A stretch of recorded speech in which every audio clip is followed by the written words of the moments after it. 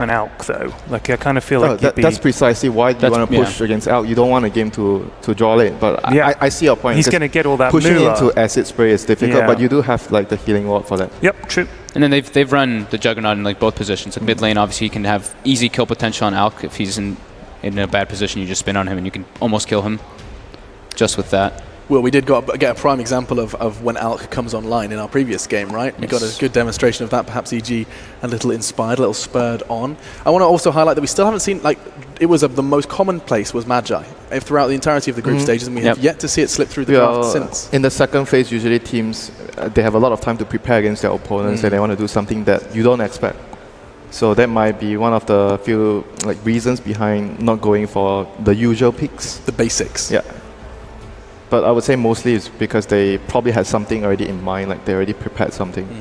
Is that an Ursa ban? I can't quite see it. Is. Yes. Versus the Alchemist, it just makes sense. It's a very good hero throughout most of the stages versus well, until like late game, obviously. But in the laning phase, you kind of just dominate him if you're matched up versus. What do you think about like if Wings goes for too much heal, then EG goes for like the Ancient Apparition, the Iceman pick? Hey. With Shadow Demon though, right? Yeah, it's a bit terrible. It's a bit terrible, but it would be really good against those kind of heal strats. And I think EG picked it, was it Summit? I think it was against Alk. They picked Ancient Apparition against Alk to stop the regen. Yeah, that's very good against Alk, but yeah.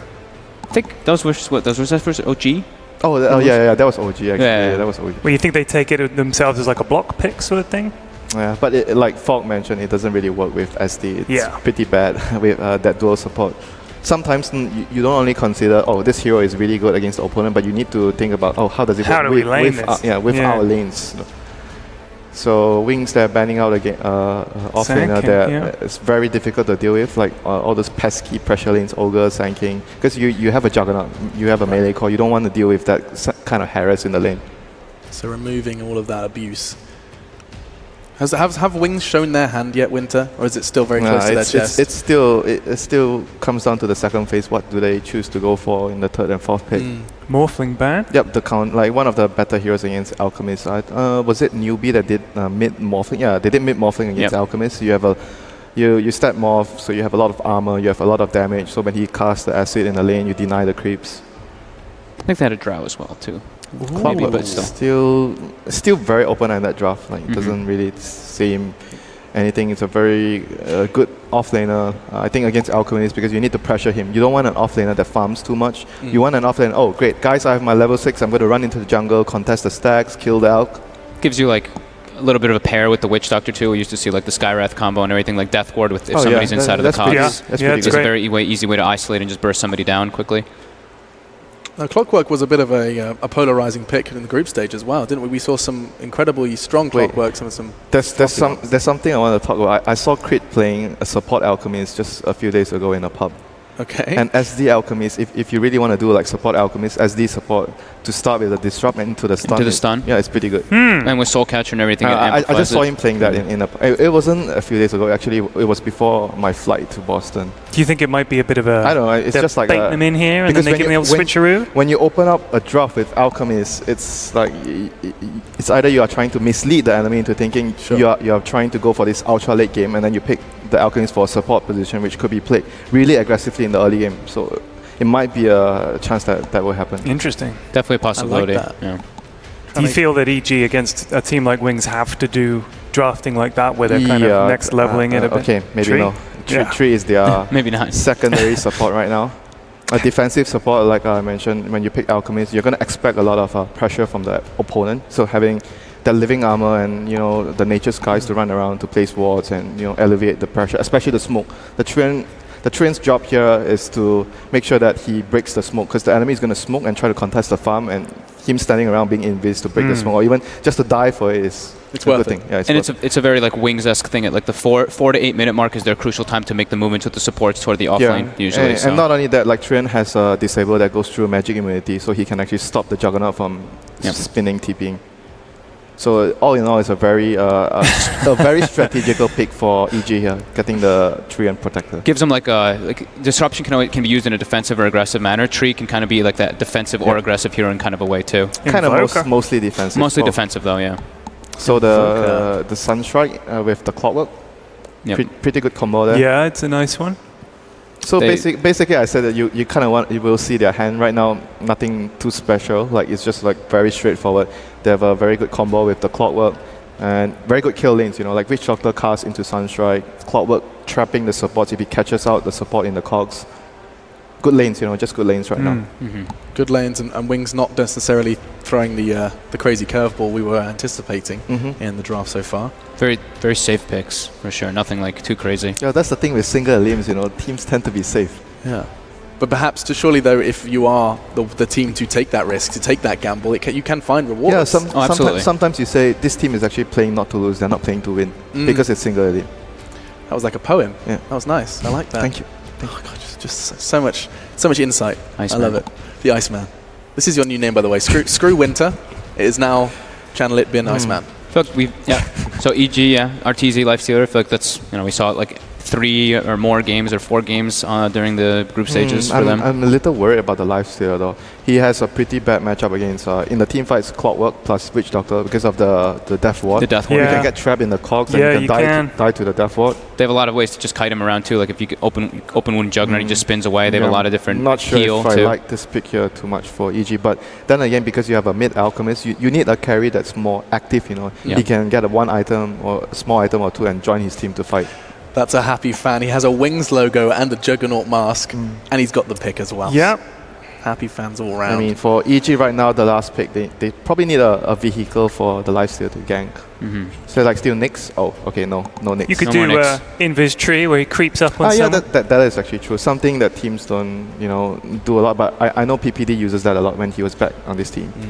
So they ban out the Nyx, and for EG, they want to ban out a secondary support. Oh, there's a lot of good options here. So Wings aren't going to be too hamstrung by any ban here. I mean, they've got a really good, solid lineup. Like the Wings lineup is good. You know, they've got. They could still maybe do AA on Wings. They could, yeah. For the Alchemist. Yeah, they actually could because they have Clockwork. They have Clock. Good AA plus the Sunstrike would mean that anyone gets hook-shotted is pretty much dead unless you have a Disrupt. Yeah, it seems pretty good. Also, the Cogs plus the AA, the Cog Feet would work It's really well as good. well. Yeah. But it doesn't really roam. Oh, there goes the So AA. they go for the Slaughter. That's just like kind of a Slaughter Lifestealer vehicle. Maybe Iceman pick, Winter Wyvern. Pretty good against Lifestealer and the Slaughter combo. And the Lifestealer, I mean, the Slaughter has been so big. I think already we've seen a lot of good Slaughters in the tournament. He's great for that reinitiation. They need something to jump, and I think Slaughter's what you need for that for sure. Just one more left then.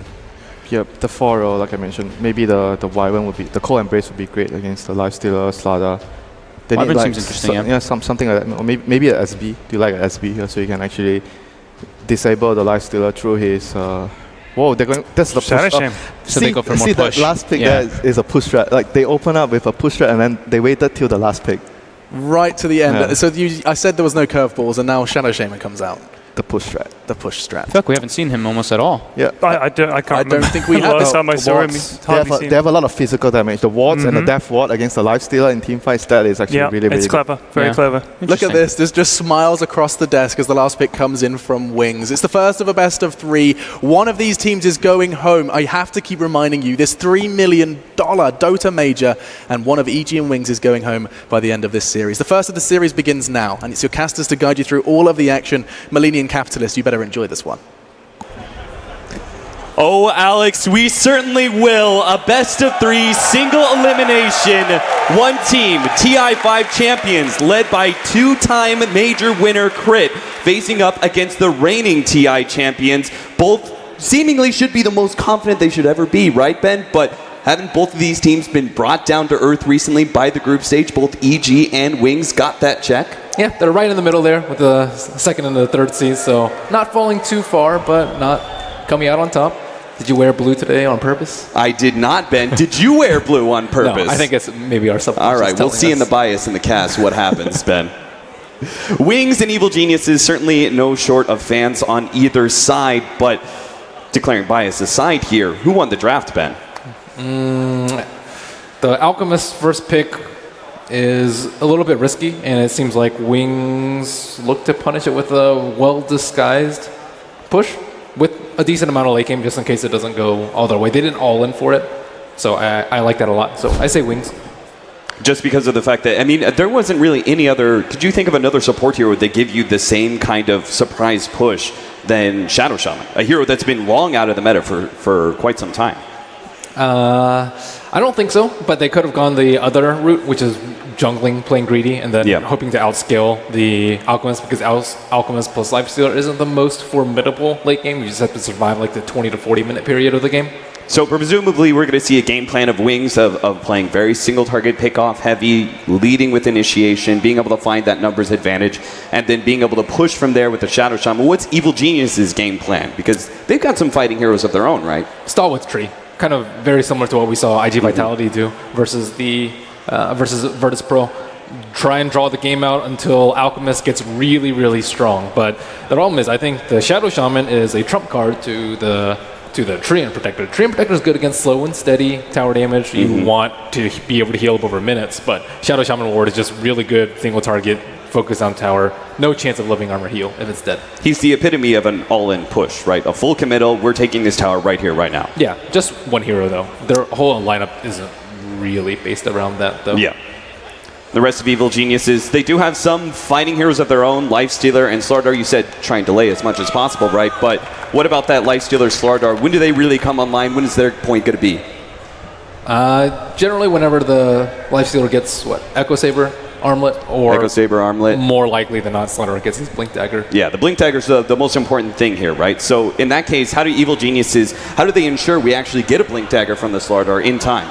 A tree makes all your lanes stronger. Yeah. So I don't know how they're going to do all these things. Secure Alchemist farm, win their lanes, and don't lose towers. That seems like a pretty tall task. I guess you want to limit the Shadow Shaman's ability to get to level 6, but they don't have the strongest lanes. Like Shadow Demon plus Lifestealer is okay. Slaughter's not the best laner by himself, so it's going to be a very tough early game from EG. One thing that I didn't particularly like about EG's draft is that they already revealed with the Alchemist at the start, which makes me seem like they aren't confident in the way that they're going to win their drafts. And versus Complexity, I think they did lose a lot of their drafts. So instead of just trying to hide anything, just like, okay, this is what we have, this is our strategy, we play it well, we're going to pick it very early on. Do you think that really plays into Evil Geniuses just recognizing what their own strengths are? Because I've long looked at Evil Geniuses as being one of the more efficient teams on the map. They like to be able to play a little bit greedier. I mean, after all, you look at their offlaner universe, he is one of the more stable offlaners out there, but he is not the most aggressive. He is not necessarily someone who will play super sacrificial. As we saw from the stats earlier, Faith Beyond is the one who will always play much more aggressive, is willing to die to create space or initiations or openings for his team. So do you think that plays into that mindset that EG are just like, we're just going to try and out-efficiency them, and no hero is better at it than Alchemist? So in a way, we put them on a timer, right? I would agree. I think for the most part that's true. The only thing that I think is a little bit strange is that it's their mid player that's the Alchemist player. So, and Sumail is widely regarded as the most aggressive by far on Evil Geniuses. So if he's not creating space, there's going to be not that many people creating space. Slaughter, played by Universe, isn't over aggressive, I would say. So I just worry that they might not have enough people running around the map doing stuff. What about laning fights wise? Because I want to go back to this Slardar. Is his Blink Dagger so essential? Do they have to run a dual lane with the Treant Protector? Because Shadow Shaman, we haven't seen him much, but he is a terror against solo offlaners, right, with that Shackles? They can do what IG again did, is sack the Treant Protector. If he dies, not the biggest deal. He can still living armor tower up as long as it doesn't die, and have the Slaughter Iron Talon. But then again, that doesn't really seem like their style. They like contesting their lanes, and Universe doesn't AFK jungle that often. Although I do see him get Iron Talon a fair amount. All right, Ben, I wasn't going to do this on the main stage. Predictions? But, oh, yeah, predictions time. Yeah, we've solved enough. Let's go. Total number of player deaths at game end. We can let the crowd choose. You want to get on in this? 0? What is that? That's not an answer. Come on. No, it's 41 to 55 or 56 plus. I mean, you're all about stats, Ben. I know you're quite the efficiency man. You're quite the numbers man. What do the numbers tell us here? I think 56 plus. 56 plus. You think this game is actually going to go late enough for that many kills? Wings has the highest kill average in Wings has the highest kill average in this tournament, and EG has had the longest game of this tournament. These two factors combined, I'm down with it. All right, we're ripe for a high amount of kills this game. Player with the most kills at 10 minutes, though. You don't let the crowd choose, okay? That's true. Crowd, what do we want to see? Is it Faith Beyond? Clockwork? Oh, well, all right. We're going into the game. Never mind. Starting things off with some early TPs. Arteezy's already going out to his lane, see if he can get himself a nice laning ward. Innocence doing something similar here as he approaches the mid lane, and the rest of Universe and his boys are all going to be following up in the bottom lane. Faith Beyond is already smoked up as well. Wings trying to set up where exactly they're going to be headed to be able to snipe away this Alchemist bounty rune. Of course, we know Evil Genius is already stationed up at the bottom lane, but Shadow's in a good place to be able to stop this smoke potentially. And he's also a hero that is unlikely to die to this combination. If he gets disrupted and they try and go for the stun, he can just spin, but maybe they can still surround him enough. They can actually lay this trap down. Shadow's going to be caught and surrounded by two heroes on both sides. He's going to be forced into spin here, but Universe is going to hold off from the stun. They're going to be able to body block him. Sai right in his face. They're going to be able to hit the stun, and that'll be the first blood. Evil geniuses indeed. Universe didn't even stun there during the spin, knowing that he would spin. Yep. They lay that trap out beautifully. They now have presumably the advantage to be able to pick up this bounty rune for the Alchemist. Doesn't look like Wings are going to try and rotate to that bottom lane. They'll give it up to the Alchemist. A 2-time win here for EG, certainly. Just the start that they need.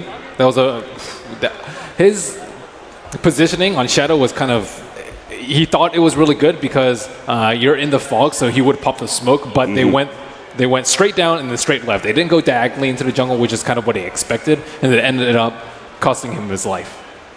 Universe actually picking up the Iron Talon here, hoping to be able to secure himself a bit better farm out of that off-lane position, as his Blink Dagger, as we said multiple times, is all important. Meanwhile, there's double wards up here at the top lane. Wings actually blocking out that pull hard camp there to be able to deny most of EG's experience until, of course, Crit will quickly sniff that one out. And on the flip side, we see the Witch Doctor actually get the Observer ward. Universe is maybe done for here. They could try and follow that up. They're going to eat for the dive. Innocence is going to be forced to back out after a couple of tower shots there. Seemed like Shadow, he gave up on that kill relatively early, went back to his lane, continued to try and get that perfect CS. Meanwhile, Sumail is matched up against Invoker, Blink's Invoker, and Exort Invoker at that. How much pressure is Blink really going to be able to put on this Alchemist who's farming away? With the Alacrity build, he can actually contest the CS a decent amount. Normally, you have a lot of trouble last hitting against a Quelling Blade Alchemist. But with Exort and Alacrity, I think he can contest fairly easily. Yeah, quite this huge boost in damage. And he's actually going to be going for the very early Ring of Aquila as well, which will help maybe disrupt Sumail's CS, or at the very least make it so the lane isn't so easily pushed in. It's having a last hit under tower right now, which is rather hard. Faith Beyond may be caught here at the top lane. They're going to be able to lead with the disruption, quickly surround him, and Faith Beyond throws Cogs out, but it doesn't matter. Look at Y in the mid lane, though. He's eyeing that chicken, and it's coming straight down. And that's the bottle. This is big. That courier's done for. It tries to go up to the trees, but there's no path available. That is a bottle down, ladies and gentlemen. And Sumail is going to be missing that one. On top of that, we see Wings already at both runes. No chance of a bounty for him, so Sumail's growth will certainly be stunted a little bit. And on the bottom lane, looks like Ice Ice has invested another Sentry Ward, so he has D-Ward EG Sentry Ward. They had 2 wards blocking that spawn, and now they'll finally be able to pull that Hellbear Smasher camp. Pulling doesn't seem to be too necessary, though. Universe is full-time Iron Talon jungling with Slardar. That's a little bit of a rarity. Slardar is not the best jungler out there. Most of the time, people try and make that Slardar work in the off-lane. But seeming as Evil Genius is not actually doing much of an aggro duel situation, they're facing up against a Shadow Shaman. It seems like he's just given up on the idea of laning in the beginning, at least. The trade-off is you get Shadow Shamanist levels, which I think is one of the biggest things that you want to prevent this game, is prevent him from getting his wards down. So now they've finally swapped Flame Protector down on bottom, and as you mentioned, Slaughter into the jungle, and it's up to Ice Ice. How fast can he get level 6, or can they wrap around on this Flame Protector and get a kill into a tower push? That would be ideal for them. And the Invoker pick also kind of works pretty nicely into their push strat too. The Force Spirit is very, very nice. Also, he's an early BOT buyer, so that also helps when you're trying to put pressure on all the lanes. So True. It's a standard pick for them, but it works very well into their strategy. Covers a lot of potential gaps that Wings may have against his Evil Genius's lineups. Now he's trying to be as disruptive as possible, barring that. at least pick up some early experience where he can get those higher levels of living armor. Sumail kind of needs it. Meanwhile, the top lane, they're going to go once again onto Faith Beyond. Oh, there goes the paralyzing cat. That one's actually going to hurt quite a bit. Crit is in some serious trouble. They're going to be able to run him down quite easily, but Arteezy, he might be able to get Innocence on the other side. Faith Beyond fends the back with the cogs, but unfortunately, our poor Witch Doctor is still stuck in the trees. Meanwhile, they also at bottom lane managed to get that Treant Protector. So 2 kills end up going the way of Wings with that surprise rotation and still shutting out that off lane. Yeah, Y knows exactly what EG were trying to do in the top lane, and now that Lifesteal is out of mana and there is a Clarity Fairy over from Crit, he can get some good XP out of this lane. And because the Treant Protector is bottom and they see the Shadow Shaman, or excuse me, the Shadow Demon rather, up there at the top lane, it seems like Wings are going to go for a smoke. Now they hesitate, thinking about wrapping around behind the Treant Protector would certainly be the easier kill. Then they move towards left, think otherwise of it. The Alchemist still not level 6, but they opt for the easier one. Instead, Zai is going to be played at the mercy here of 2 Wings supports who easily set up with a Sunstrike and a couple of Shadow right clicks. Zai is down for the count, 3-3, 5 minutes in. They knew their game plan from the start, though. I think they figured that the Treant Protector was going to sack this lane, and he's just died twice already. And most of the times that we've seen Zai die in this tournament, I think we actually counted it up during the group stage. He died like 70 times or something absurd in the 9 games that he played. But most of the times it's there saving his teammates. This game's a little bit different. I guess he's just trying to pump up Alchemist farm by creating space on other sides of the map. But now Universe is back. Faith Beyond, thinking that maybe he can get a kill somewhere here in the jungle. Crit is going to be kind of stuck inside these cogs, and Sunstrike is going to be coming in as well, and Alchemist doesn't even bother trying to help. Crit, he's just going to try and do a little bit of ring around the rosy around the trees, but it doesn't work. Sumail, well, he bows his head in unbelievable grief that his support is down, but he says, Worth, I've got more space as the Alchemist. At least that seems to be the EG plan. And Wing says Worth. They're ahead in net worth at the moment. Yeah. Despite the first blood and the bounty rune going Alchemist's way, and things are just starting to get more grim as their supports find their place around the map when it doesn't really seem like there's any good place for them to be.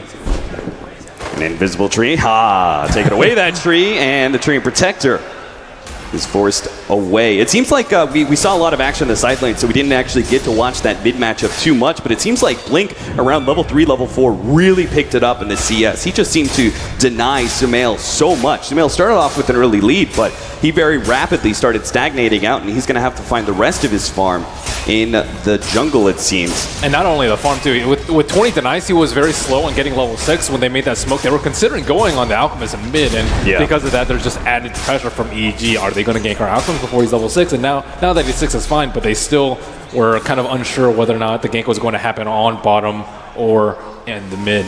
And Ice is still getting his levels. He has arcane boots as Shadow Shaman. I've seen far too many Shadow Shamans just get boots and then just feed for the rest of the game, and looks like he's kind of set up for success here. And even the Shackles and the Sunstrike is a pretty potent combo versus weak supports. And there's just so many different ways that Wings can kill EEG, but the Alchemist train is rolling as he just keeps on taking out these stacks over and over. It really does seem like a lineup that is going to force Evil Geniuses to group up quite a bit. Oh, Innocence managed to snag yet another ward. Evil Geniuses beginning to look a bit blind on the map now, as their only ward is currently that one that is protecting Arteezy's farm up the top lane. But Wings have not gone for that rotation, not at all. Not really needed, right? That bottom lane, they're getting plenty of experience out of it. The Shadow Shaman is almost reaching that level 6 territory. They've already pushed out the off-lane tower. Everything seems to be going pretty well in this stagnant form for Wings in the laning phase. And a lot of dewarding going all around, giving it to the Alchemist for some extra efficiency. And now Wings kind of unsure about how to tackle that jungle. They know that EG is pretty light on vision in that area, but they don't have any vision of their own. However, Faith Beyond does constantly throw out rocket flares. Why? In the wrong neighborhood. Yeah, he grabs the Illusion Rune, but he's quickly going to be gobbled up by a bunch of Evil Geniuses heroes. Living Armor will help protect Crit for now. There is a Sunstrike ready to go. Maybe we'll see Blink try and throw it out to catch him. Crit not going to be stumbling into that one. Will manage to sidestep that one away. So Ice maybe going for a kill here. He is level 6. Thinking about maybe a easy Fork Lightning. Yeah, if he actually gets the wrap around, throws down the wards, gets a shackles, that could be both a tower and a kill, but it seems like Evil Geniuses are just going to give up their mid tower. That's a pretty important tower that's already down by the 10-minute mark. That's tower number 2, mind you. And this is way earlier than EG would hope for. Like the Shadow Shaman getting level 6 at 8.5 minutes and already taking a tower down. And every 2 minutes is just going to be the same story for them. And EG, their space to farm is slowly getting crushed. Yeah, I mean, you look at their basic items that's kind of needed, right? Alchemist needs to be able to pick up his armlet, and then his Radiance. We need a Blink Dagger for the Slardar. Lifestealer doesn't really come online too much until he has that vehicle to be able to find a quick initiation onto one hero, and that again comes back down to Universe's farm. It seems like Evil Geniuses will not be ready to fight for quite some time, and it seems like Wings will have free reign of the map to be able to take what objectives they want.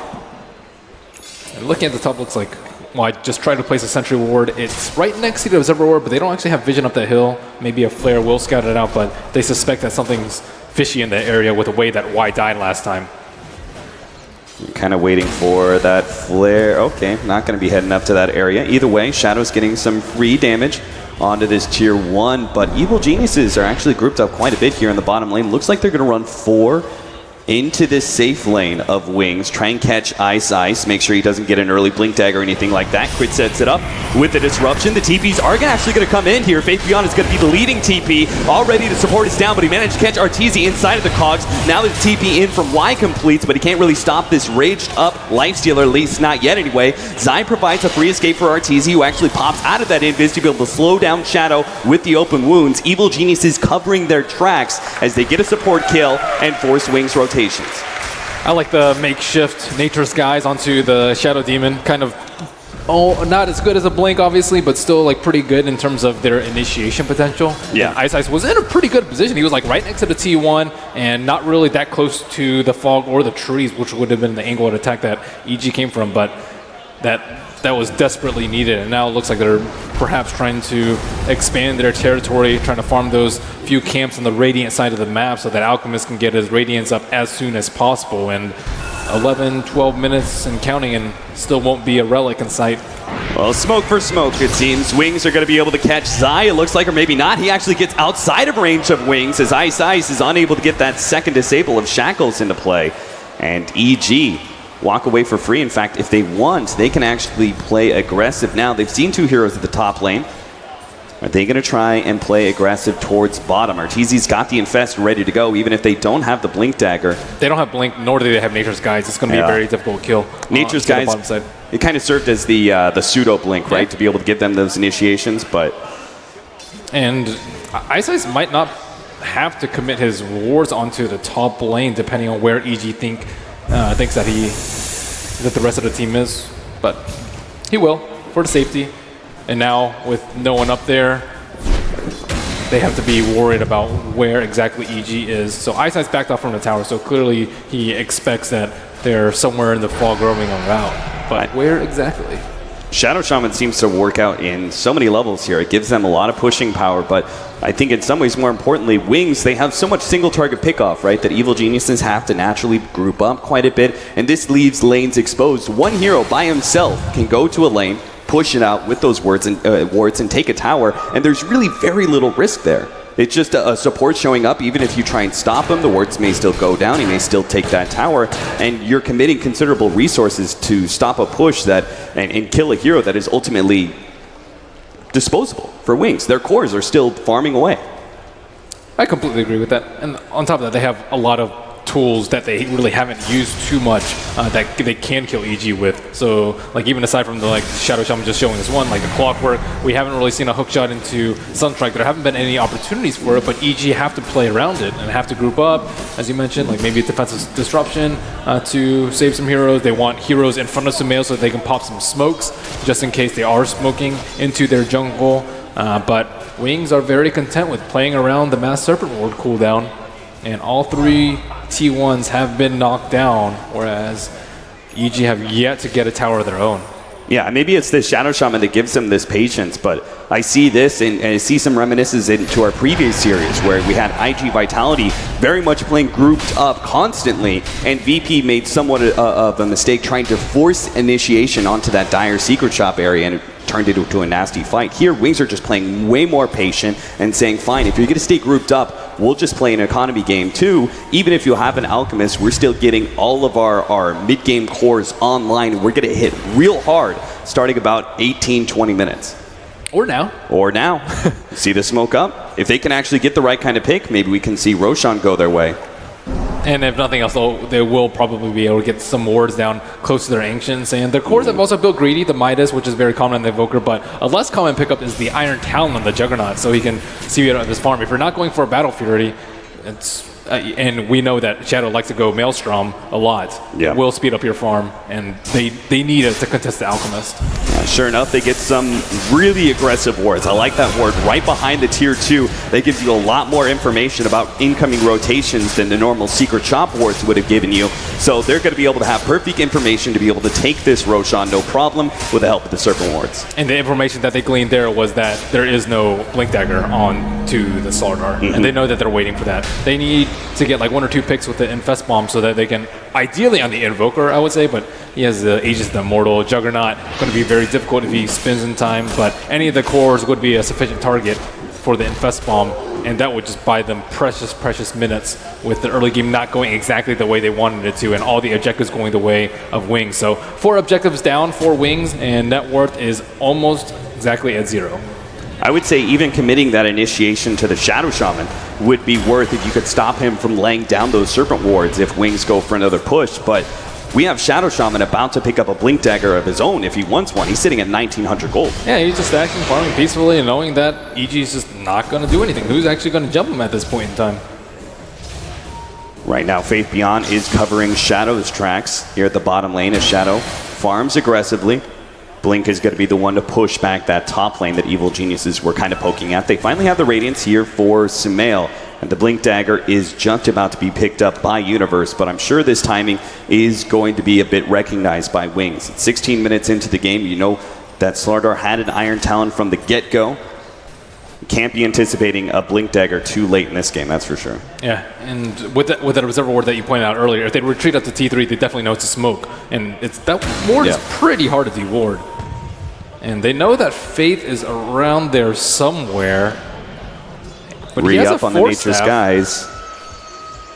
But yeah, Faith Beyond with the very early Force Staff probably isn't going to be caught anytime soon. There's the Blink Dagger for Shadow Shaman, so now we can have that real quick jump onto a tower, lay down those Serpent wards, and there's really not much opportunity for EG to be able to put a stop to that.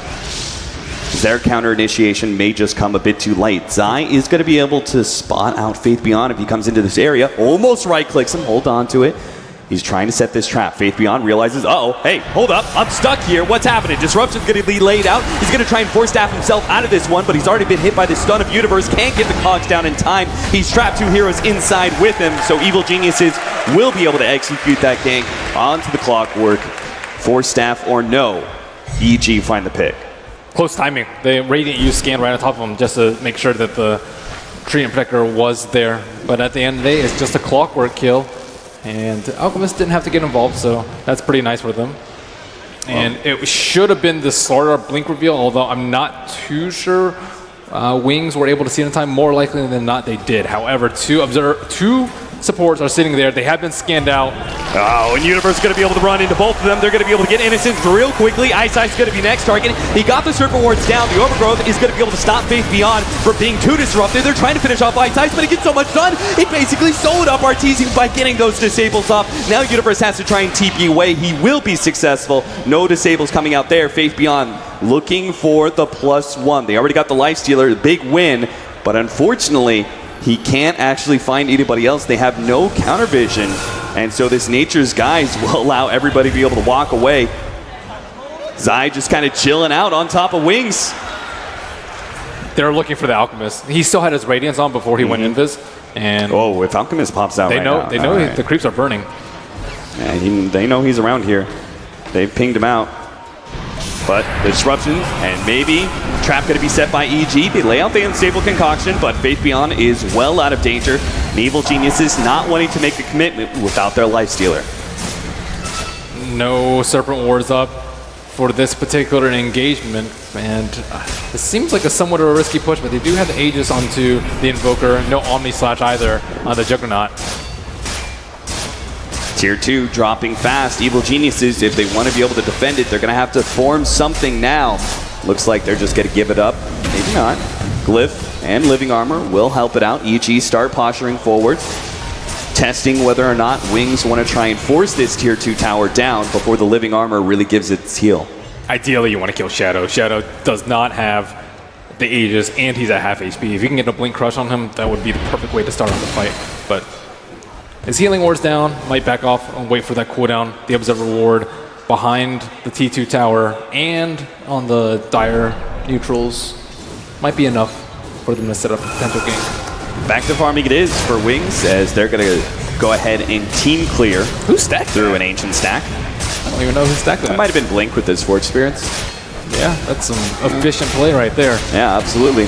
They don't really have a good hero to be able to do it, but if they could do it as a team, it works out pretty nicely during this little bit of a dull period. The Aegis is going to be reclaimed, and maybe Wings aren't ready to get aggressive just yet. They are keeping up pretty well in net worth. Despite facing up against an Alchemist, the net worth is exactly even. They've got two heroes above that 10k marker. Both Blink as well as Shadow on their Juggernaut and Invoker have quite amount of farm to be able to work with. Meanwhile, we have Sumail sitting almost at 14k, has the Radiance, has the Boots of Travel, and soon the big split push Alchemist will be online. So Wings need to be able to keep up the pressure. They're going to lay down the Serpent Wards here on the mid-tier 2. Evil Genius is already smoked up looking for their initiation. If they're going to try and wrap around perhaps from behind, Universe is carrying RTZ inside of him right now. Their tier 2 is about to be dropped by Serpent Wards. Nobody really wants to come forward, so instead they just deny it. But actually, they get the jump. They already managed to get Blink. The Force Staff comes out from Faith Beyond, but it's not going to be enough. Crit is going to be dropped on by a Meteor. Just almost saves himself with a disruption. Not quite there. Still, though, a support goes down in exchange for the 2 cores of Wings.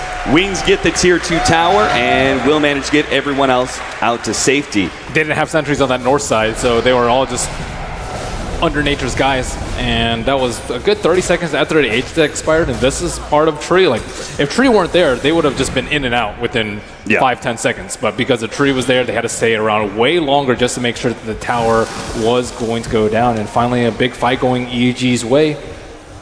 You've seen the way that the Serpent Wards worked. It seemed like Wings would be able to get a pretty decent positioning for any initiation just because they can sit back and let the wards do the work. But as you said, no counter ward being placed on that left side. And now Zai has a gem on him.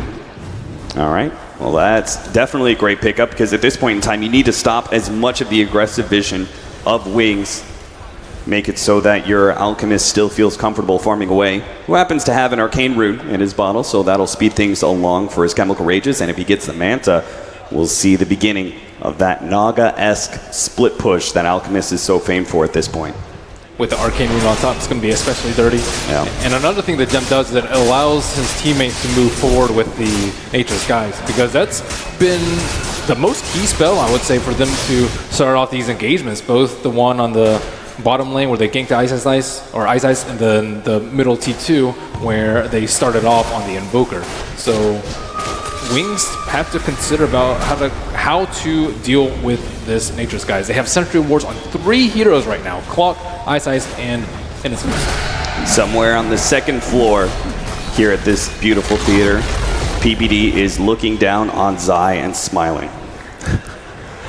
6 to 10, 22 minutes in right now. A 2,000 net worth lead for Evil Geniuses, but that's not much by Alchemist stakes. He's about to really get out of control, though. The Manta is up. We're soon going to see the progression into Octarine, and then the constant TPs, the constant illusion spammed out with Radiance. So Wings got to start picking up the pace a little bit. They've already taken the tier 2 at the top lane, but they committed the Serpent Wards for it. And that means they won't be able to threaten high ground as easily, so Evil Geniuses feel comfortable taking a tier 2 at bottom in exchange. Or they could turn up their farm game, which probably seems more likely at this point, judging by the way they played it up until now, just being very patient, waiting for each Mass Serpent Ward cooldown and matching Alchemist farm 1-for-1, hopefully with a Juggernaut. Juggernaut is not that far behind the Alchemist, but still a decent amount. He just picked up his Maelstrom though, so he's probably hoping that will help him catch up in net worth. And I guess it's probably at that point too we need to start talking about the potential ags for Alchemist. It doesn't look like either team's going to break out anytime soon. I guess one is the Treant Protector. I think he's probably, I don't know. Shadow Demon is also pretty important.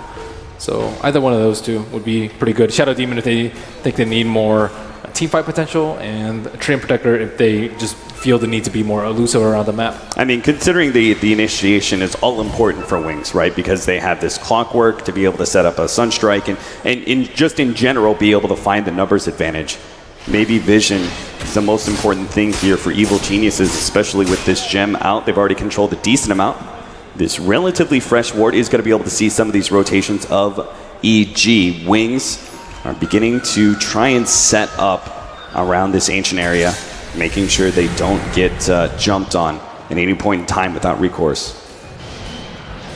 And I think Wings have to be considering getting a gem right now, but they know if they get a gem right now and they lose it, they just will get crushed in net worth. It's already swinging EG's way with 4,000, and a gem would just make their lives absolutely miserable if they lost it. But at the same time, they are kind of getting the life choked out of them as EG take control of the Radiant jungle. They set up 4 Observer Wards around the map. Roshan is up. They have Slardar on their team, so a lot of potential opportunities for EG. Smoke straight into the heroes. They're going to be able to find crit immediately. That's going to be first one, but at the same time, they've already taken a support in return. Universe and RTZ find their initiation onto the Witch Doctor. Now Sumail's going to be coming in full out, unstable concoction, but Universe is going to be caught. Omni Slash, long range from Shadow is going to be able to rip him apart, and now it's going to be left with just the 3-man of Evil Geniuses. As Sumail, he gets snatched up. Ice is going to be able to grab him with the shackles, lock him inside with the cogs, deafening blast over the top. Clockwork disappears, and now Wings not feeling as comfortable as Sumail and Arteezy turn and man fight. Maybe Faith Beyond not catching with the cogs the way he intended to. Yeah, he also doesn't have a blade mail, so he can't really just stand there and tank like you would normally see a Clockwork. And Clockwork's actually perhaps going back for a Midas himself. I see a Gloves of Haste in his inventory, so going for the late game, it seems. That was a really nice tornado by the Invoker.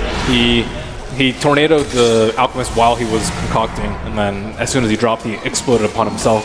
And Wings thought they could take that fight with the superior positioning and the shackles from the fog onto the Alchemist, but just not enough damage at this point to take him down. Man, that was nasty. You talked about, hey, they don't want to get a gem. Like, there was so much potentially Wings could have gotten out of that smoke, right? Take away the enemy gem, get Roshan themselves, prep for a high ground push. But instead, Evil Geniuses, they keep their gem, they get Roshan for themselves, that Aegis in hold, and Wings are going to have to decide whether or not they want to give more space to an Alchemist who already has so much with the Radiance Manta Octarine all up and good map control on top of that, or do they want to fight into an Aegis?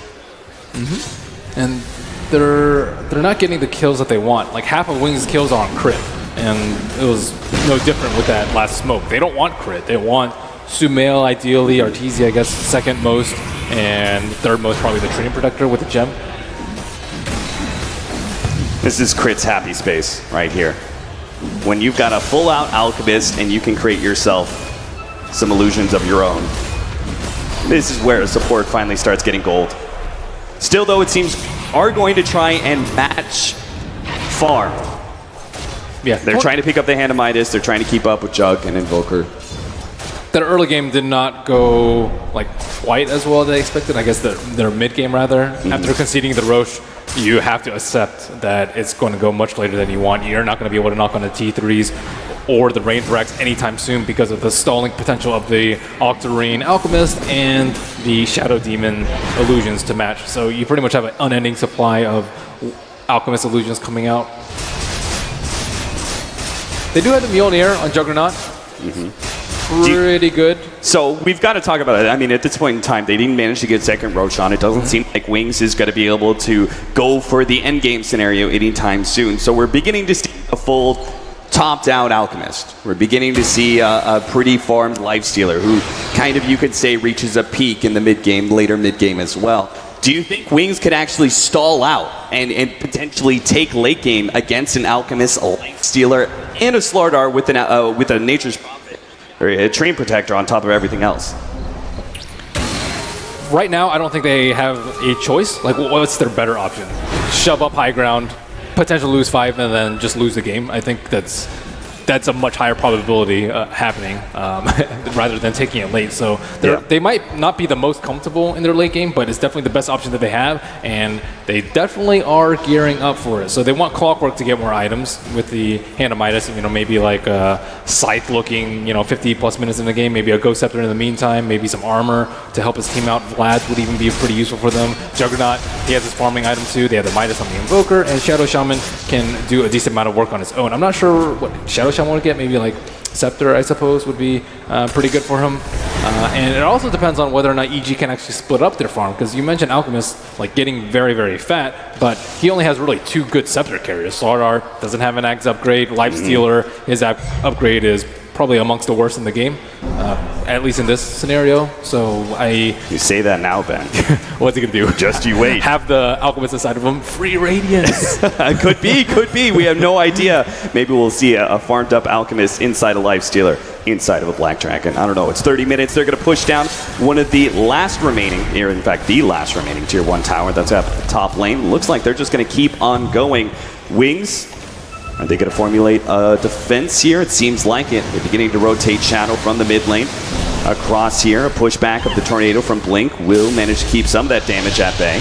And Alchemist Illusions are scouting out to see where the supports are. Alchemist, there's just illusions running everywhere. And it will stop Blink Daggers, it could potentially stop a hookshot, it will at least scout out the Clockwork so that they'll know which angle he's coming from.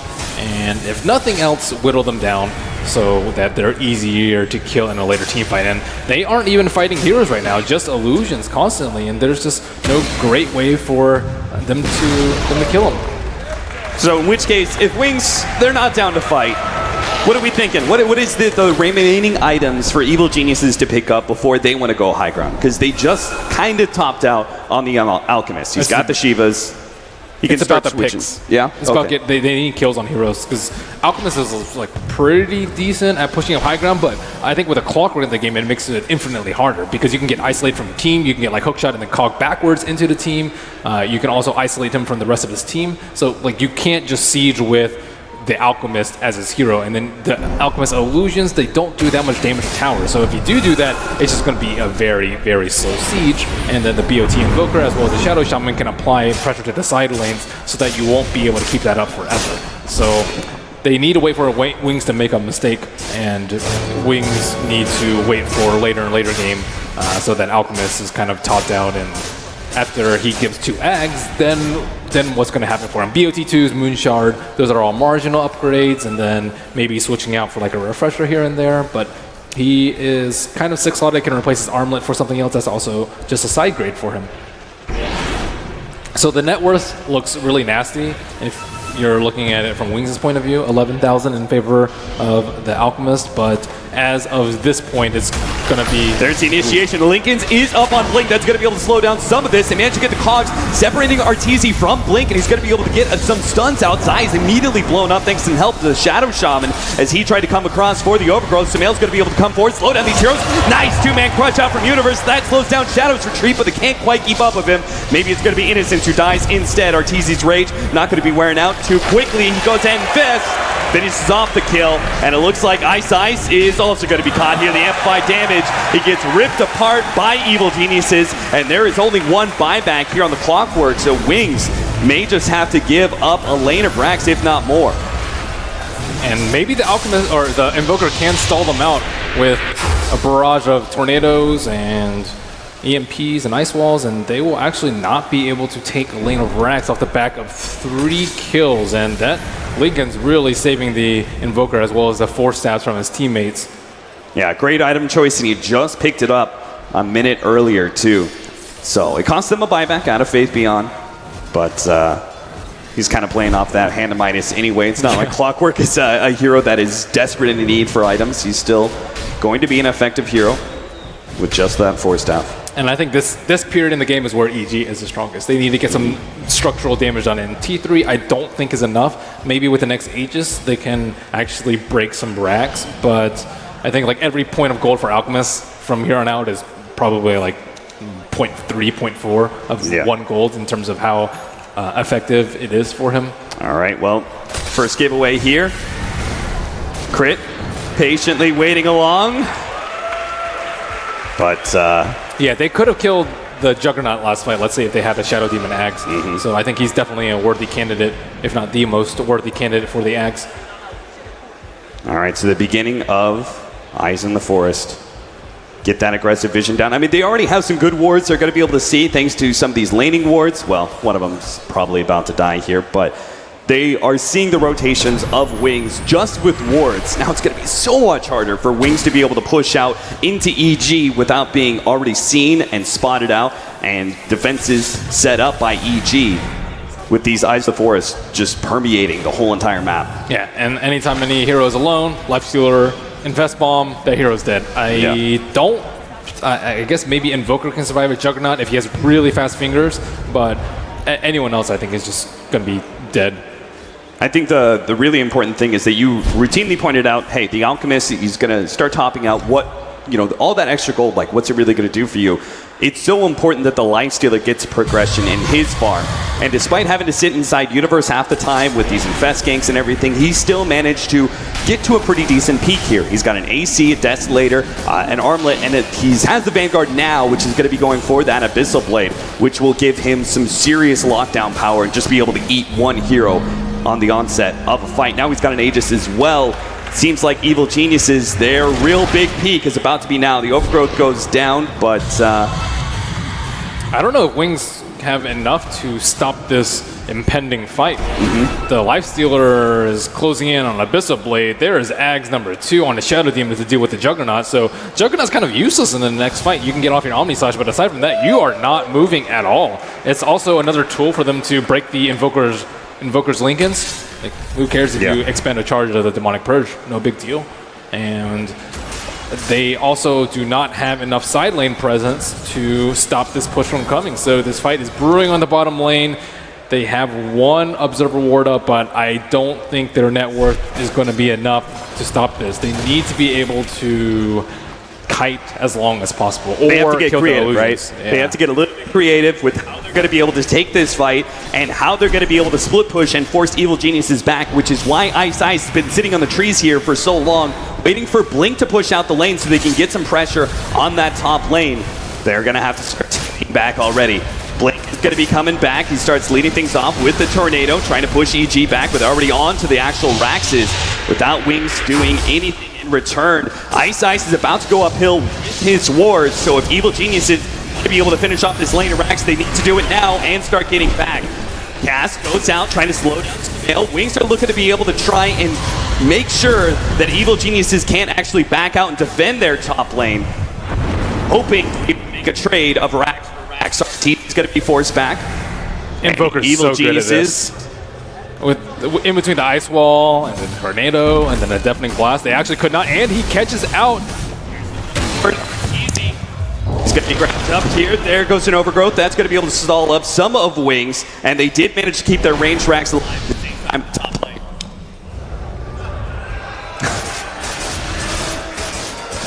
Cap, we should switch mics. We might. What's up?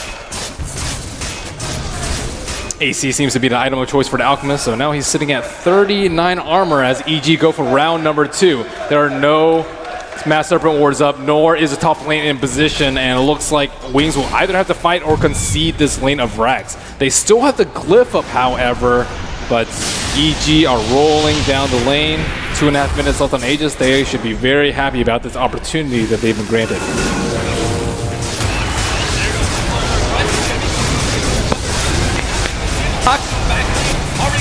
Beyond, but Evil Genius is still in the middle of this fight. He's looking for that death ward, playing in the crit right now. Juggernaut going in right there with little HP. Finally, Universe finishes him off, protecting the tree protector, but the male is going to be forced back. It's like it's only the RC maybe they're both Juggernaut trying to take him out, and actually do it.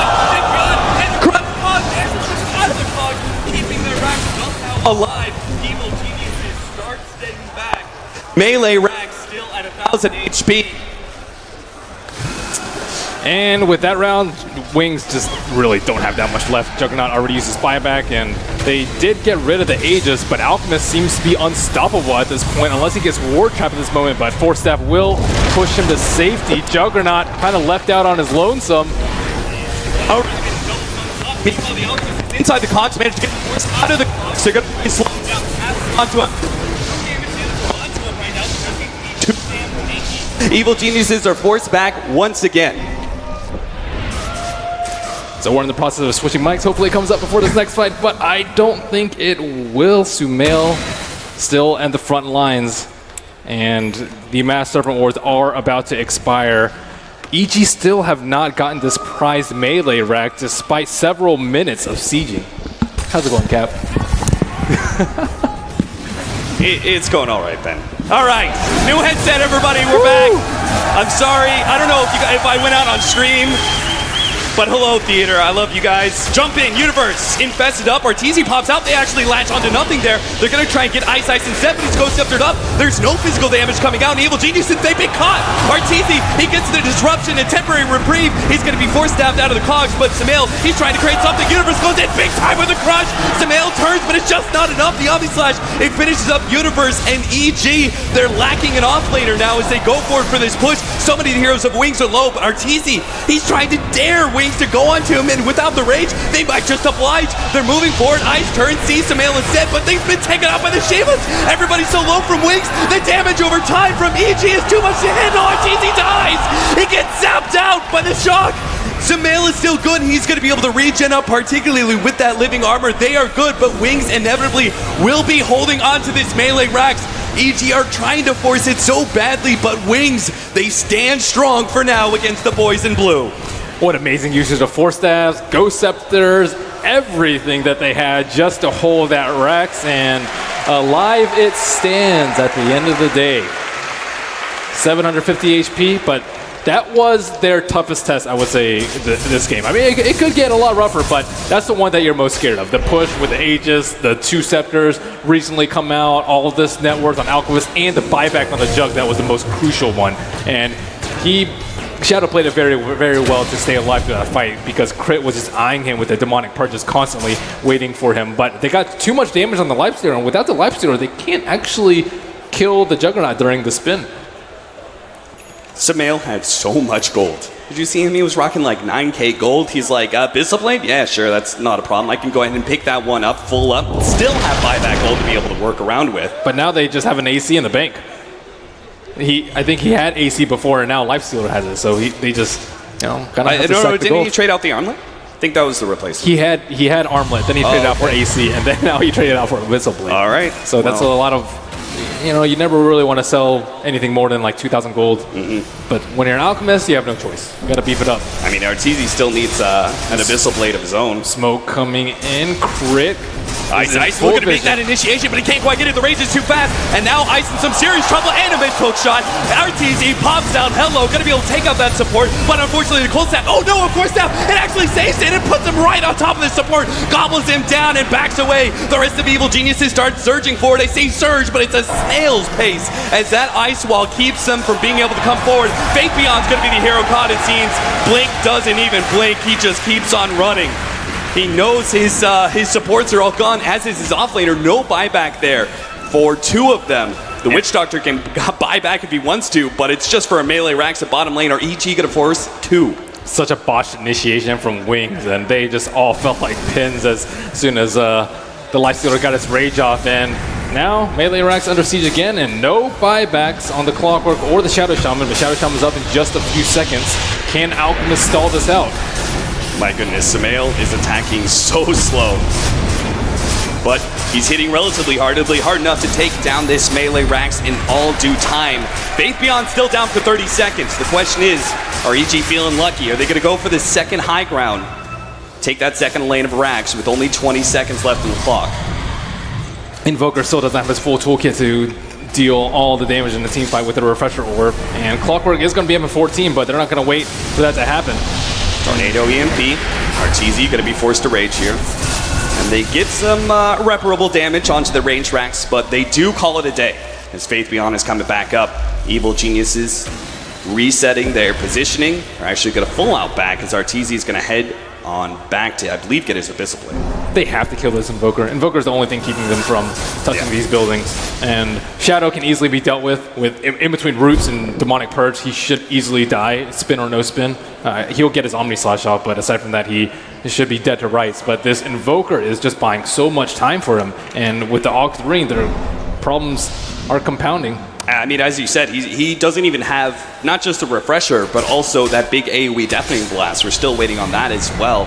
And maybe a Blink Dagger. So this Invoker can still scale so much, but Evil Geniuses seeming will keep up the pressure. They're going to be able to get both an Aegis and Cheese into their hands. I'm not sure who's going to be holding this, though. Lifestealer will go ahead and pick up the Aegis. Cheese going to be grabbed by Crit for now, ready to pass it off when needed. And this next fight could be another big one. And Alchemist might throw his life and try and buy back, because that's a pretty good use of gold that they have. So maybe save one of your Midases for that. I think that could actually be a pretty big play in the team fight if they can stop him from TPing in. I guess he could just buy BAT2s, but I'm not sure if he has enough for that and dying and buyback at the same time. But looks like they'll just be spreading around the map. I see a lot of red leaves on the map and a lot of Alchemist illusions heading towards the Radiant base. Go ahead, take a look at that EG vision.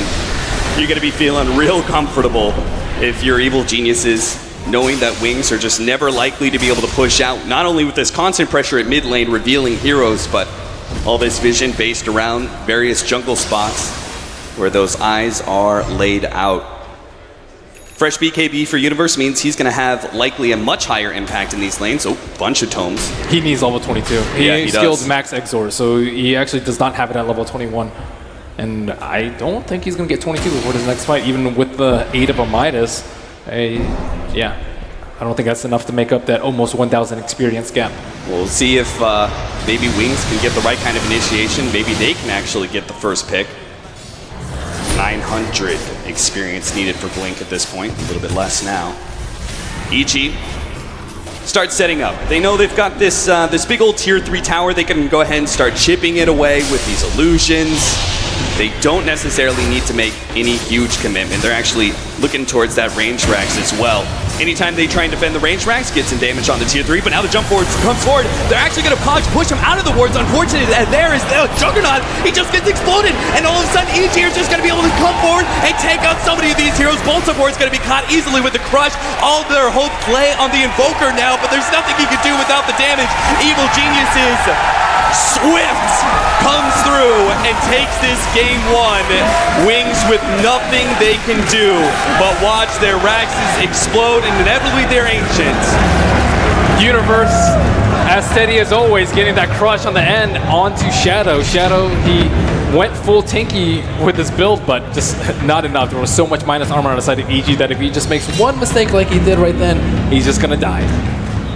Wings, they tried to go ahead and shut down the Alchemist farm or match it with their 2 cores, but it seems like the efficiency of Evil Geniuses does play out in this game number 1.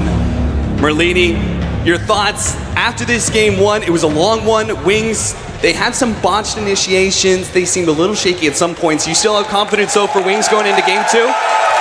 I think it plays more towards like how EG have developed past the group stage, and you mentioned like now they actually realize their strengths and know their weaknesses too. So picking something like Alchemist when they're known to be really good at playing the greed game and winning in this fashion, I think it sets up for an interesting draft, at least for game number 2. Certainly interesting. I'm sure our analysts have some ideas about what game number 2 has in store for us. Alex, what are you thinking? Well, I mean, let's not forget, 3 of the panel did say Wings were going to take the series, boys. So there's probably some sweaty palms here on the desk. What did you guys do predictions? Melini, what did you say? I put Wings, at least in my bracket. Okay. I had EG 2-1. Oh, okay, we've got a split in your bracket desk. Yeah. Ooh, okay. I think it's like 51-49, right? You really can't, like, predictions are like, there's only so much you can do about this. Hey, that's what social media said. It literally was 51-49. It's so close, both in audience and panel. So we'll go ahead and snatch it. I'll leave you two to discuss your differences about your predictions. Beautiful. That was, of course, Cap and Melini. They'll be casting the next game of the series, as already one does start flying for EG. Yes, how are you feeling, Winter, about that Wings prediction? Still have faith. Still faith. Still faith. Still have faith. Now, what was it? The first thing you said is that as the GGs came out in chat, you looked at that and you said that there's no way to really win that in that scenario. What were you suggesting? Just Alchemist? Yeah, just Alchemist things. The game just went too long for Wings. They had a push strat, Witch Doctor, Exalt Invoker, and Shaman, but they couldn't really finish the game off before the Alchemist became too hard to handle. So is that the beauty of it then, Fog? You can just put a timer on it. Just by picking Alchemist, there's a timer on the game. Yeah, it puts time in the game. They also fought really well. Like Wings had a really big timing window where they had the Aegis and they're going for that tower push. And then the Aegis ticks out. They push a little bit too far aggressive. And yeah, that's pretty much where Blink gets caught out as the Invoker. He doesn't have the Aegis. They didn't have any reveal for the 4 heroes that were Nature's guys on the sidelines. And that's pretty much where it started becoming extremely difficult for them to really come back. Their entire aggression just got halted there in its tracks, and then EG the Alchemist just farmed, gave a bunch of Aghanims, and then the game becomes super difficult when you're playing versus a tree who picks up an early gem, dewards you all over the place, and then he gets Ags, and he's able to put trees as well later on. It's just it's a very hard game for Wings to play. I like the draft because the Alchemist Ags is great on Shadow Demon and great on Tree, and neither of whom is likely to farm one up in any reasonable game. So it's like, yeah, we pick Alch and then our supports can just support, but then they'll get an Ags. Like it's perfect. It's a really smart lineup. But I thought EG played it perfectly, and it plays into their strengths. They like this kind of late game stuff, and they like having these ultra farmed heroes that can just sort of siege you. That's like their strength, I think. I was a bit concerned because of how many melee heroes they had, and the picks because of the Wings did with the Clockwork Rust and all this. Difficult to kill the wards, getting caught in cogs is really powerful, but EG just fought straight through it. They didn't show like it mattered that they had so many melees. I think the fact that they've got their SD to help save, and they had 4 staffs to get people. I mean, we saw a bunch of good 4 staffs and stuff to sort of save people. So I think, I get it. I think Wings lineup was good, but I just think EG outplayed them, honestly. It was just like one team executing their strat, and the other team couldn't really end the game on time. So with Wings then, one of the kind of exciting parts of the draft, it was right in the last pick, we got a little excited because Shadow Shaman showed his weary head. There was a smile on your face when you saw that pick, Winter, but did it do what it was intended to? Did Ice fulfill his role with that particular hero? I think he did. It's just the whole strat was very difficult. Once, he already did his job, but they couldn't really go for the high ground. And one thing I think I wanted to comment is the Treant armor making it very difficult for them to finish the game as well. Like every time they siege, they do some chip damage, and there's the Treant armor to heal the towers. So you are a team that wants to finish the game, and there's this Treant armor. It makes it very difficult for you.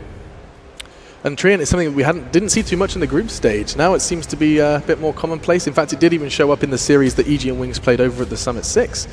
Seems to be something that does work well within their style of play.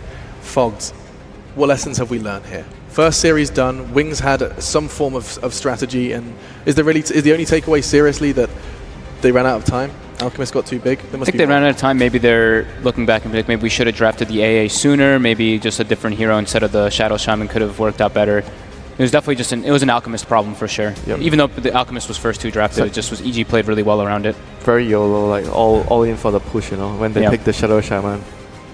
And this is kind of like off topic a bit, but we didn't see Veno picked. And Veno was banned against EG every single game. Veno is their staple, and they completely ignored it. They had a completely different strategy in mind, just playing with the Alchemist Tree Shadow Demon. It's kind of cool. I mean, they played like a Veno Warlock kind of thing. Is that the lineup that they were playing? It's true. I mean, that is exactly what they played in. I'm going to keep coming back to the Summit just because this was the last head-to-head, but it was played twice, actually, out of 3 games for EG. And now, with it available, they chose not to take it. I guess that's probably a good sign, right? Did they play it against Cole? I'm trying to remember what the lineups were against the Complexity games, but if it didn't work, whatever the lineups that didn't work against Cole, but they played Lifestealer a lot against Complexity. They did Wisp Lifestealer, I think, 3 games. Yeah. But Veno was banned every single one. But yeah, I mean, they just maybe seeing this Alchemist work in such high favor for everybody, and it's just like maybe we're going to see some Alchemist bans coming out earlier. And if you want to see big numbers from Alchemist, we can bring up the scoreboard. I think 1,200 or close to it for Samael, who was just Mr. Moneybags roaming around. In fact, let me check it. Yes, indeed. 1176. That's crazy high. But that's some GPM. That doesn't count the Aghanims that he has already fed to his team, right? It doesn't count the 2 Aghanims. He bought one for Shadow Demon and he bought one for Zai on the Treant. Do you lose your GPM? I know you lose your net worth. Yeah, you lose your GPM too then, I guess? Yeah, it makes sense. So you got to add that on. Someone who's good at maths could do that. Let me just do that. Hold on. He did the maths, as OD likes to say, right? No, I can't. Oh, I was literally sitting there like, go on then, Ted. Let's see what you got. No, all right. How long was the game? I'd need to know the minutes. You could work. Oh my God. Good luck. Good luck, Ted. We are not doing that. But he is going to be the man of the moment. Sumail has been selected as MVP. Not a single death. Yeah, don't forget about the early game, the start. He got his career sniped. His bottle was in the career. Oh, yeah. Yeah, that was cold. Everything that happened in the early game, and he was still able to be very composed. I mean, that wasn't even the worst start I've seen him. Like, the worst start I've seen him do was DAC. DAC, yeah. He got wrecked so much in the lane, but he still came back. That's like a great player, when you're down, when you're having a very difficult early game, you still find some way to get back into the game. Just overcoming adversity, something that we know Sumail is capable of. And as the analysts keep reminding us, EG, a team full of stars. They pick up their first victory in this series and are just one away from taking Wings Gaming out of the Boston Major. We'll be talking more about that in just a moment, but first, word on the street is Purge is going to shed some light on some of that gameplay. You got something good for us today? Yeah, I'm glad you guys were talking about the mid lane matchup, because that's actually what I wanted to look at. Ooh, sick. Take it away. Benefits of Alchemist: very hard to get killed once you buy Poor Man's Shield, lots of base HP, very easy for you to get last hits with Quelling Blade and Acid Spray. And against an Invoker, normally Invoker has some issues with that because he's pretty low armor himself, so Acid Spray does a lot of damage. So if you really focus on the way that Blink has been playing the laning stage, it's very much about right-clicking your opponent. And the entire reason of doing this is just to get them low in case there's opportunity to be had. So even though the laning stage starts off okay, Sumail has the right items, Blink has the right items, constantly auto-attacking him. If there's not a deny to be had or a last hit to be had, he's going to be hitting Sumail. That got incredibly important, especially when the courier got sniped, because Sumail's trying to bring in a bottle, gives him regen, gives him mana pool increase as well to cast more acid sprays. But because that got sniped, all of these early right clicks ended up being really important, especially when Blink even picked up an illusion rune, even more right click to have. And here's Sumail doing his best to last hit, but he's only level 4 at the moment. He's got to wait all the way until level 6 to get his ultimate to be actually survivable. And once he got to this later game portion, another minute later, Blink pretty much could just deny whatever he wanted. Sumail didn't even feel comfortable coming up for last hits. And that's all because Blink did a lot of harassment and because of the courier snipe. And if you take a look in the upper left, huge amount of denies coming out of Invoker in the early game. Oops, cut it off a little bit, but it's that 9 over there, I swear to God, it's that one. So yeah, back to you, Machine. I know you don't have a lot of experience getting last hits just yet, but hopefully that was helpful to you. Idea. Thanks very much, Purge. Yes, indeed, the mid-game was important. Sumail still managed to bounce back. That's what's so beautiful about this roster. The evil geniuses destroying their adversaries. Destroying, strong word, I admit. But Defeating. We'll take that one instead. Destroying, I think it kind of fits. That game was pretty commanding by EG, to be honest. Do you think it was? I mean, surely, at the early game, there was still some faith in there. Yeah, definitely. During the early game, but then as soon as it hit that, right after they got the Aegis and they got that push, you could see it was incredibly impossible. Was that when you started putting your jacket on and started heading back? Yeah, we're like, all right, let's go. Right, okay. We do look cool. I almost want to be walking in slow motion as we all put our jackets on and start walking towards. We could do that. The desk. Yeah. Yeah. Can make it happen. Well, let's get back into the dotes, because one of the things you did whisper in my ear, Winter, as we do just whisper to one another, was yeah. That wasn't public information. Oh, I'm sorry. You keep forgetting what is and isn't common knowledge. But yeah, me and Winter whisper, and you were talking about Invoker. You were suggesting that are you surprised by how little we're seeing it, or do you want to see it more? No, I just wanted to use that game as an example why teams are shying away from the hero, because the hero can't really pressure the enemy like mid laner. Like against an alchemist, you really want a hero that it's like kind of like an Ursa or Timber, but they will both ban out. Against EG ban out against the alchemist. You don't want the alchemist to be in a very bad matchup, man. Even though if you don't look at Alchemist, if you talk about Invoker against like OD, you struggle against OD. Like against all the other matchup and TA, you don't have a good laning phase. And that was what happened. And against the Alchemist, you want to storm him in the lane. Otherwise, the Radiance and everything just comes and the game will be very difficult. So the battle for the second game is going to be trying to find an answer for Alk. I mean, let's take it away. Is that a safe assumption that we're going to be seeing EG try something different? I mean, excuse me, not EG, Wings. They're surely going to have to kind of back to the drawing board here, or is it? We know they've got strats. I mean, you know that they're the kind of team that learns super quickly. Like they'll try something, it doesn't work out, they'll go to plan B through F. They've got a bunch of plans. So it'll be I really love this when a team like Wings goes a game down to see what they come back with. I think a lot of more inexperienced teams maybe just kind of maybe try to change up what they had before very slightly, but they might come back with something completely different. They rarely draft the same thing. And they also are probably looking at more than just the Alchemist, though, because the Alchemist was definitely an issue, but everything else enabled him. Probably was a playstyle thing, do you think? Because they chose to go for a more push playstyle in the first game, and then it didn't work against what EG had, obviously, because of the Alchemist. So they might, go for maybe a slower game, late game, or they go for a faster kind of game. You don't try to push the enemy, but you are always constantly looking for kills, just like how BP plays. Sure. You don't have to push to apply pressure, but you can always constantly look for kills. So what do you think Wings need to think about here? What they're going to ban the AUK, surely? Yeah. Or do they have to try and maybe pick AA I think or something they like might that? not ban that. I don't think they might. Yeah. I You don't think they'll just let him through? Maybe third or fourth, but definitely not in the first two. I wouldn't think so. Ooh. So is that just because even despite its impact, there's higher priority bans? Is that what you're suggesting? No, I don't think the hero was a problem. I think it was the approach. The approach, That was a bigger issue with that. Wonderful stuff. We have got some questions from social media. Let's have a little look if there's anything juicy coming in from that world. It's going to be coming in from Lee. He says, does this meta prove patches deserve a longer time to settle and evolve? A fantastic question. Of course, for those uninitiated, the patch is just a slightly different, of course, still 6.88 from TI6, where Wings did pick up the victory. And now, same patch, meta has shifted. He's asking, this is important? a really good patch, though. Like Everyone- you're looking at everyone's happy with this. arguably the best patch that there's ever been in Dota. So it's deserved in many ways a good long run. And yeah, we're still finding new things out about it and tweaks and things like that. But can you guys not remember patches that we were desperate for them to end? Like we were like, God, this has to end soon. So if we gave 6 months to every patch, I'd probably kill myself. So, Okay. yeah.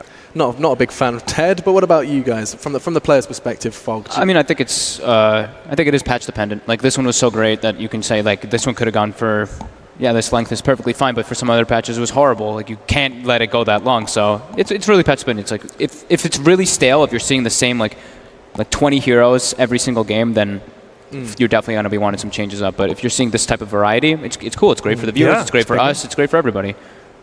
What about you, Winter? The thing is, like, players got better too. So maybe a specific hero that did not work in the past patch could work now because players are better.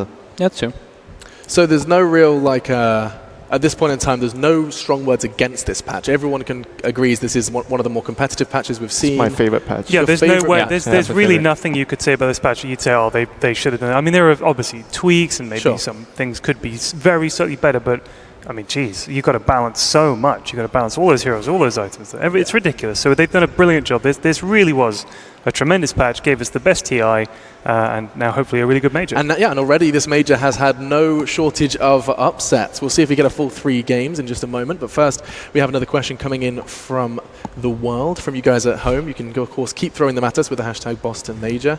Most stable region right now and reasons why. That's coming in from Lorlian. Most stable region.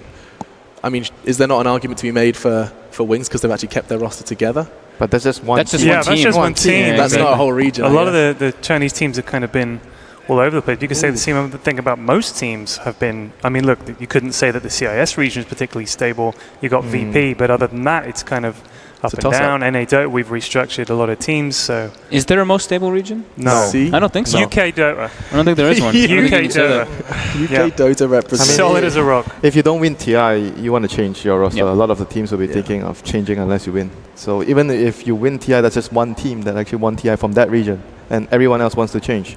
It is just a battle to find the Yep. formula that works. And so there is, in answer to your question, I'm getting the vibe that there is no stable region. That's Yeah. that's I would it. say That- there definitely isn't. That's This and that's is a the tough, why. Yeah, this is a tough time of year to ask. Like Yes. they're saying, post TI is like everybody redoes everything. So it's like apart from Wings, so it's kind of crazy to think about stable regions right Well, something that a lot of people look forward to is Wings and their draft phase, and apparently that is just around the corner. Here it is. now. Oh baby. Hold your breath. We've lost Drow already, but it is going to be Wings versus EG. Battling for survival now, Wings. Winners of TI could. EG is on Dire again. So that means that they probably want to go for the same thing. Like if you want to go for late game, long game, being on the Dire side, having that easier access to Roshan, it's much better for your strategy in general. And they ban the Axe. this Same time. bands. So no Alchemist ban, like we suspected. Interesting. So they could go for it again. The Yeah, question SD. is whether you think they will. Shadow Demon opening that they So wait. used in the first game. EG's Dire though, right? EG is Dire. And they have first pick. Yeah, and they've picked. So that's different from what we usually say. Usually it's Radiant has first pick and Dire is Yeah, second pick. some teams prefer second It is pick. the SD Yeah, first pick. it's a bit of a change up. So yeah, they go for the SD again. Okay. And of course, the beauty of SD. This has to be this was the second most picked hero in the group stage. And I mean, if you could apart just from quickly, Ogre, right? I think it was Luna and Shadow Demon were joint first. I could be mistaken.